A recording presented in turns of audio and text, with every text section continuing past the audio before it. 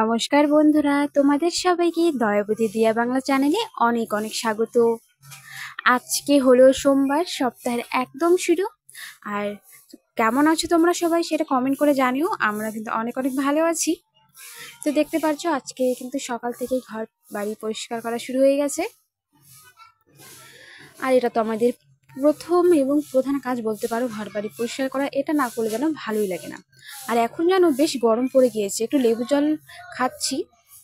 তেমন একটা গরম পড়েনি, কিন্তু গরমের শুরুটা আর কি আমাদের এখানে হয়ে গিয়েছে। তো তোমাদের ওখানে কেমন গরম পড়েছে সেটা কমেন্ট করে জানিও, নাকি এখনো পর্যন্ত গরম পড়েনি।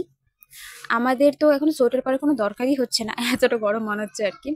তো শ্বশুরমশাই যেহেতু লেবু এনেছে, তাহলে একটু লেবু জল খাওয়া যাক, তারপরে কাজ করি। এতে শরীরে অনেকটা এনার্জি চলে আসবে, আর কাজ করতে আলসি ভাবটাও আর লাগবে না। তো এটা খাওয়ার জন্য আমি আগে ঘরে চলে গেলাম। আর বিছানার চাদরটা আমি তো আগের থেকেই পরিষ্কার করে উপরে উঠিয়ে নিয়েছিলাম। এখন শুধুমাত্র শরবতটা খাওয়ার পর আমি আমার কাজগুলো শুরু করব। আর ঘরে না আজকে ফ্যানটাও চালিয়েছি, দেখো কাগজপত্রগুলো ওইদিকে উঠছিল। তোমাদের যদি আমার ভিডিওগুলো ভালো লাগে, অবশ্যই তোমরা একটা লাইক করে দিতে পারো, কমেন্ট করে জানাতে পারো কেমন হয়েছে। তার সাথে শেয়ার সাবস্ক্রাইব দুটোই করতে পারো।